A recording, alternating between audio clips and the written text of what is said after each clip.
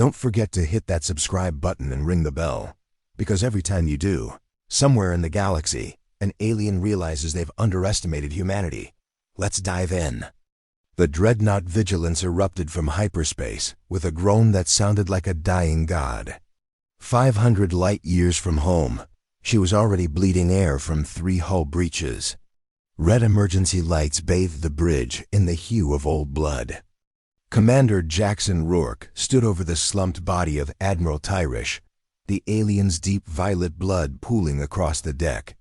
In his hand, the still humming carbine of the Galactic Accord forces, the same ones they had once sworn to serve. Around him, 34 human soldiers moved with desperate precision, sealing doors, claiming control panels, resetting systems with the efficiency of people who had nothing left to lose. "Commander," a voice cut through the chaos. Lieutenant Reese Delgado, face streaked with blood not his own, dumped his pack near Rourke's feet. "Charges are set. I can still blow the nav core, scramble their logs. They'll never know where we jumped." Rourke didn't take his eyes off the holographic star chart. "No, we need their data." "That's suicide," Sergeant Lynn Ireton said, limping over with a field brace on her leg. "These engines are duct tape and miracles. One more jump like the last one, and we vaporize. We don't have a choice." Rourke tapped a glowing sector on the map. "Earth, we go home." Behind him, silence settled. 20 years of fighting Accord wars for causes they never believed in. 20 years of following orders, cleaning up revolts, cracking down on desperate people. And now here they were. Mutineers, fugitives, survivors, all hands. Rourke said into the comm. "Report status." "Lost 4 in the last jump," came Sergeant Major Ezra Cobb's voice. 2 to dimensional stress. 2 never made it out of cryo. "We've got critical failures across engine control. But Commander, you need to come see what we found in Cargo Bay 12. Leaving Delgado in charge." Rourke made his way down, walking past scarred corridors and bulkheads warped by energy fire. Soldiers worked in silence, patching leaks, prepping what they could for the next fight. Cargo Bay 12 was dim. Rows of stasis pods lined both walls, stacked 3 high. Hundreds of them. Cobb stood beside one, the frost on the surface just starting to melt. Rourke wiped it away. Inside was a child no older than 9. "From Earth," Cobb said flatly. "Every pod's tagged: Chicago, Lagos, Hanoi, Melbourne, 312 in total. Education transport," Lieutenant Kamari Quinn added, scrolling through a manifest. "Destination: Accord Indoctrination Center, Praxos Prime." "Training them early," muttered Ireton, arriving behind them. "Or breaking them. How long have they been here?" Rourke asked. "Some since infancy." All were listed as part of the Accord's voluntary integration program. "We were told families were choosing this." "They lied," Cobb growled. Again, Rourke stared down the row of pods. These kids were supposed to be the next generation of loyal Accord citizens. Instead, they were hostages, resources, replacements. "Can we wake them?" "Life support is running dry," Quinn said. "If we wake them all, we've got maybe 3 weeks of breathable air." "Earth's a few jumps away," Rourke said. "If we ration, prioritize youngest first. Keep the rest under stasis." Cobb nodded grimly. "We can do it. What do we tell them?" "Someone asked." Rourke turned. "The truth. Their parents sold them for food credits, and we're taking them back because no one else will." No one argued. Back on the bridge, Delgado had 3 jump routes plotted. One safe, one fast, one suicidal. Debate broke out.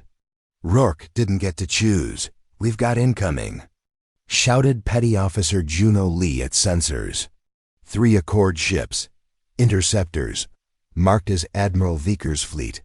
"Perfect," Rourke muttered. Delgado, shortest jump. "All hands, prepare for combat." "Engines'll tear us apart," Ireton warned. Then let's hope they hold. Rourke opened a channel. Admiral Viker's pale, scowling face filled the screen. Rourke, you've made your last mistake. We've made plenty, Rourke said. But this one's ours. You've committed treason. You've murdered an Accord Admiral. We defended ourselves. Like the deserters at Nova 6, like every human you've used up and thrown away. You're all dead, Viker snarled. No, Rourke said, settling into the command chair. We're free. The channel cut. Particle beams lit the void. Vigilance shook under impact. Shields cracked. Bulkheads groaned. Lights flickered. Return fire. Rourke yelled. Despite her damage, the Vigilance hit back hard. One enemy ship exploded in a bloom of molten steel. Another veered off, leaking fire and atmosphere. But Viker's flagship held position. Jump drive at 60%, Delgado shouted. We've got one shot. Then take it. Reality tore. The Vigilance vanished in a burst of warping light, dragging her screaming hull through the stars toward home. Asterisk, the jump was wrong from the start. Too sharp. Too fast. The Vigilance groaned like it had a soul being ripped apart. Gravity flickered. Lights dimmed. Bulkheads shrieked. Across the ship, systems collapsed like dominoes. Emergency protocols triggered, but barely held. In Cargo Bay 12, the stasis pods switched to auxiliary power on the bridge. Commander Jackson Rourke clung to the arms of his chair as warning lights painted everything crimson. Sparks danced across panels. Behind him, Delgado fought to stabilize. Attitude controls.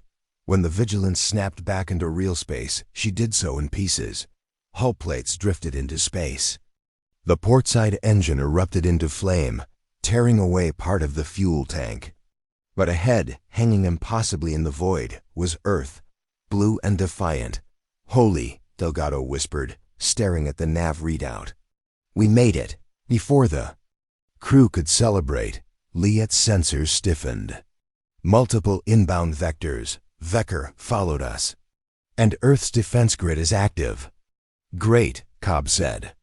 We're stuck between the hammer and the anvil. No, Rourke said. We still have proof.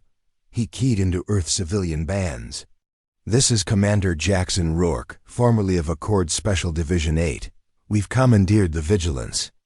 Transmitting full data. Proof of child trafficking, forced military conscription, and the Terran termination protocol.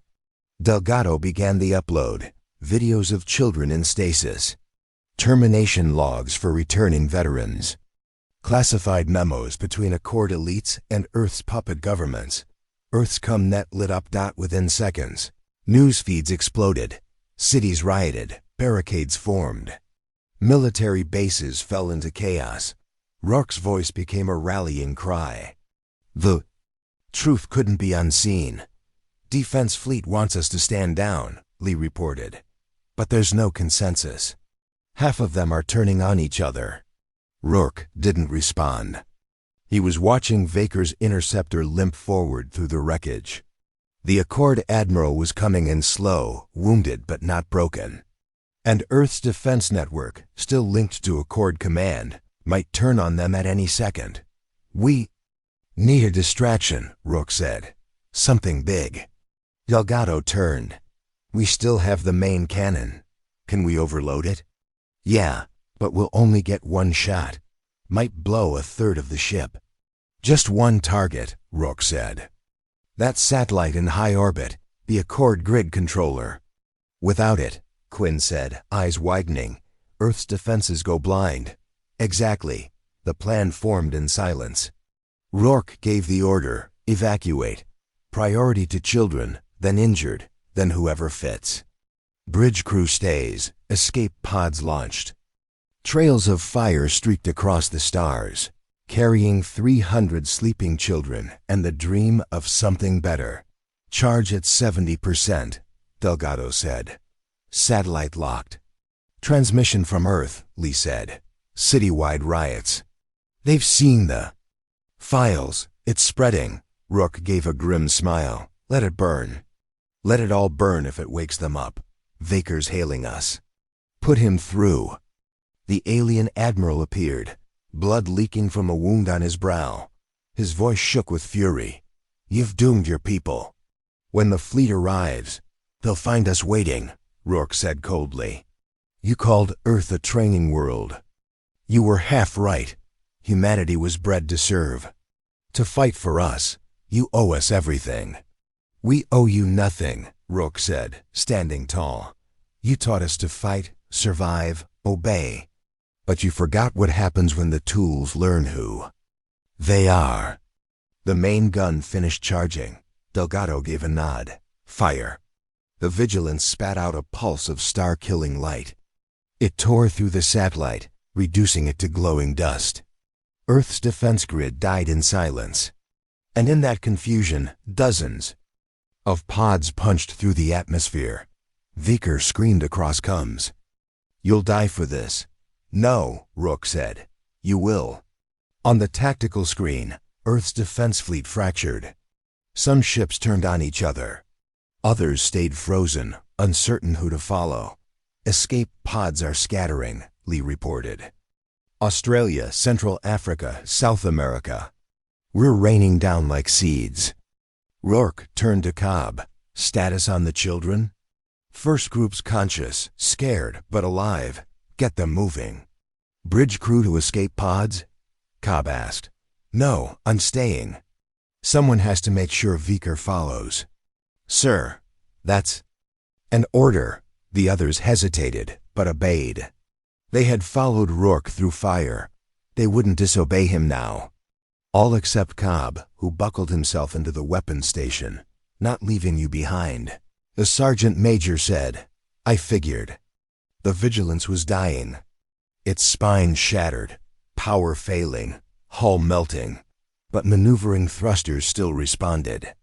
Rourke took the controls. Lock onto Vaker's ship. You got it. The two crippled ships drifted toward each other. One last collision course. One last dance. 3 days earlier, Outpost Gamma 3 sat rotting on the equator of Selvinus X, where violet jungle pressed tight against corrugated steel, and the air smelled like damp ash and metal rot. Commander Jackson Rourke led his unit, 42 soldiers in dusty exo-armor, through the undergrowth. They moved like ghosts, silent and sharp, the kind of quiet that only came from years of brutal conditioning. They were hunting rebels. That's what the Accord had told them, native terrorists interrupting mining operations. Pacify the area before quarterly inspection. Standard, movement ahead, Sergeant Cobb whispered through the net. Heat signatures in. The caves, Rourke raised a fist. The unit froze. Private Enodasa crept up beside him, wide-eyed, rifle trembling. 6 months out of boot. Recruited from Lagos. Still believe the posters. What are our orders, sir? Same as always. Rourke murmured. Go in, put them down, go home. Home, the kid said. Is Earth really? I left when I was 10. Remember the smell of rain. Crowds, smog, felt alive. Still crowded. Still rains, Rourke said, voice flat. It's not home anymore. Not until the contract was up. The cave loomed ahead. Gaping black in a hillside of twisted roots. Too convenient. Rourke's instincts prickled. He gave orders, flank left, flank right. Move quiet. They entered like they always did, crisp and practiced. The first shots came hot and sudden. Plasma bolts lit the cave in hellish strobe. Accord drills kicked in. Grenades covering fire. Squad tactics like machine rhythm, except something was off. These aren't aliens, Cobb said, dragging a corpse into the light. Human, combat gear. Patches torn off. Torres confirmed from the far side. Same here, all human, all ours. Rourke crouched over one of the fallen. Dark-skinned man, 40s, eyes still open in disbelief. Dog tags.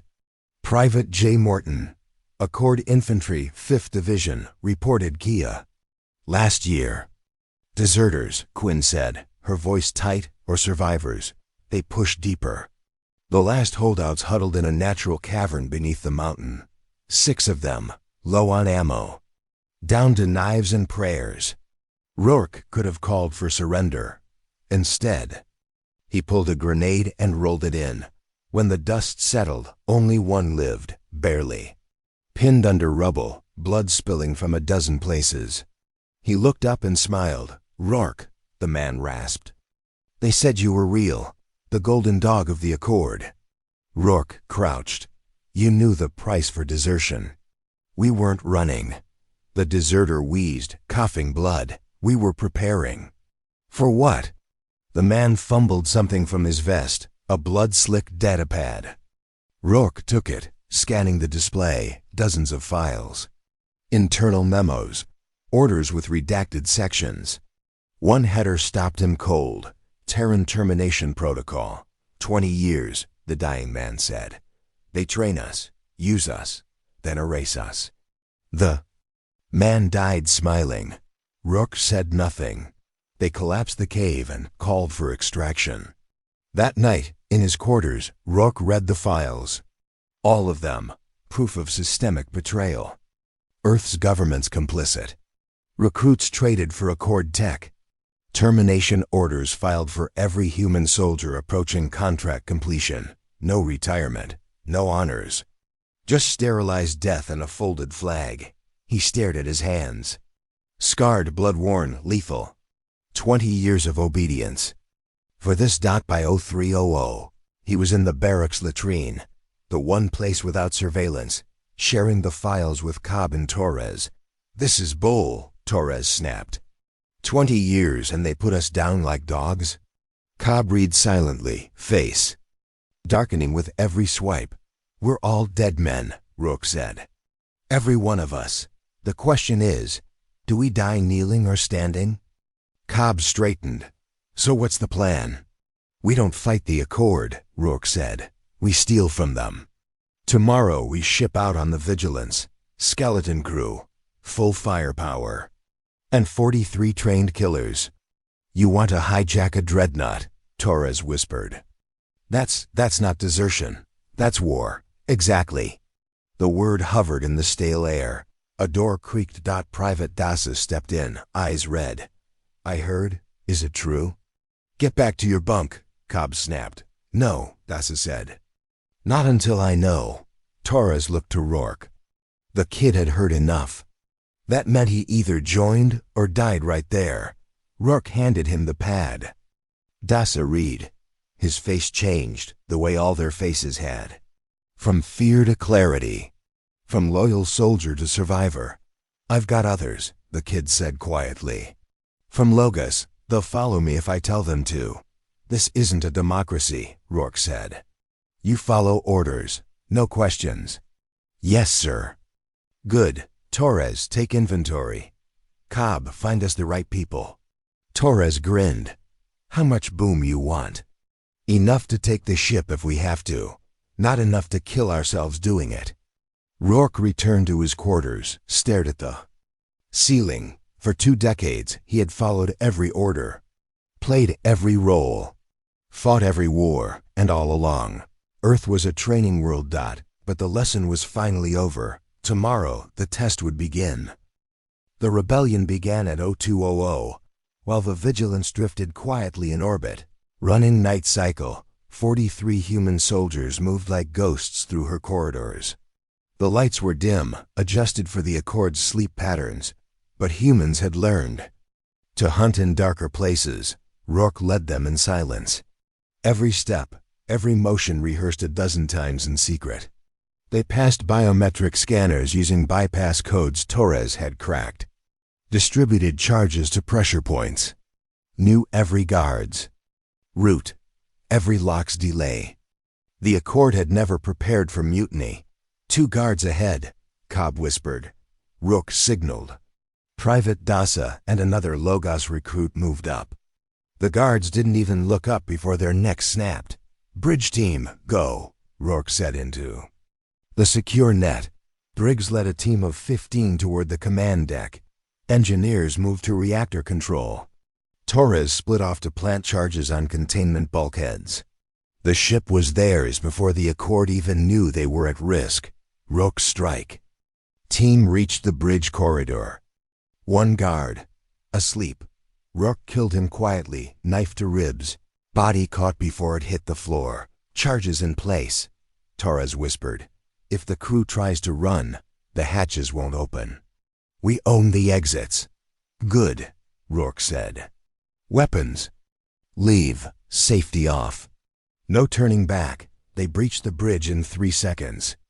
Captain Vassir was still at the main console, 4 arms resting casually.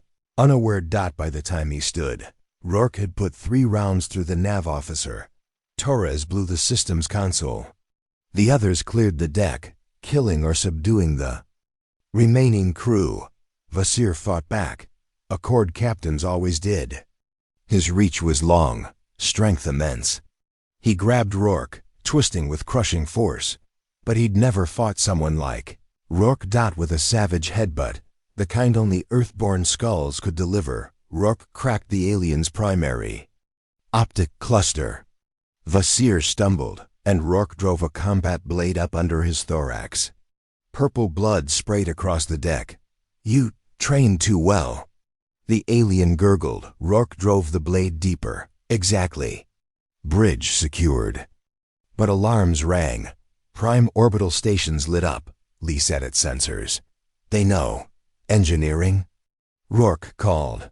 Secured, Briggs confirmed. Lost 2, but we have the core.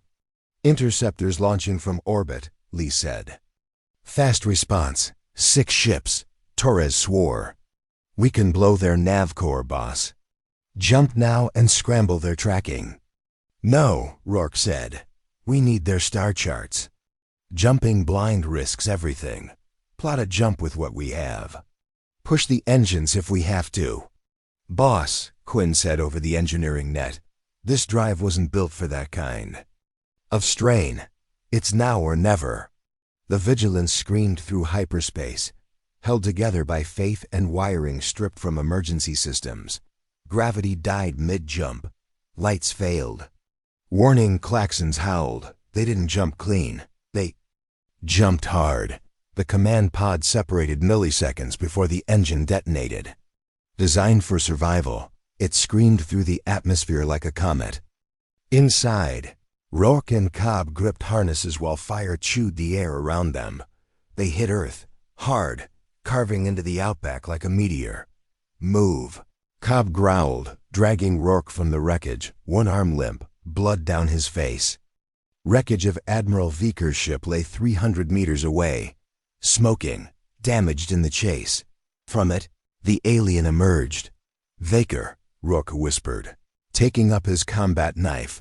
The Accord Admiral activated an energy blade, its hum slicing the silence. Despite his wounds, he moved with fury. I studied your file, Viker hissed. You were the perfect weapon. And now you've undone everything. No, Rourke said, circling him in the dust. I just returned it. The fight was brutal. Fast, the alien struck first, slashing across Rourke's ribs. But Earth was a training ground for survivors, for improvisers. Viker had finesse, Rourke had instinct, a twist, a misstep. And Rourke was inside the blade's arc, knife sliding through alien armor into a vital cluster. You don't understand, Viker gasped. We built your civilization, trained your soldiers. You belong to us. No, Rourke said, twisting the blade. We survived you. The Admiral collapsed, eyes fading, confusion on his face. He had never understood Earth. Above them, escape pods screamed through the sky. Survivors of the Vigilance scattered like stars. Each carried children, soldiers. Proof. Earth was no longer property. It was awake. Epilogue. 2 months later, the revolution spread like fire through a dry forest. Earth's cities rose. Riots toppled Accord puppet governments. New York, Berlin, Nairobi, Beijing, each lit by fury and hope. Returning soldiers exposed secrets long buried. The lunar garrison surrendered without a shot. Mars declared independence. Logos burned. and was rebuilt by its own people. In Sydney, Rourke watched it unfold from a makeshift command center. Screens glowed with transmission logs, intercepted orders, panicked Accord communiques. The fleet was coming. Let them. When the dreadnoughts arrived, bristling with weapons, a third of their crews mutinied immediately. Human soldiers, trained for obedience, chose freedom instead. On the come, a young woman spoke. "This is Lieutenant Kira Maddox, formerly Accord Naval Infantry. We've taken Battle Group 9, awaiting Earth's instructions. Ship by ship." Designation changed from hostile to allied. The Accord Admiral hailed Earth, voice bitter. "You violated every treaty." "You signed those with bought governments," Rourke replied. "We never agreed. You'll collapse. You need U.S." "No," Rourke said, eyes on the stars. "We needed you to show us how to fight. You did that. Now we'll show you what we do with that knowledge." He paused. "Full sovereignty. Return every citizen. Reparation for 300 years. The Admiral hesitated, but agreed. Earth was recognized, and the universe would never be the same.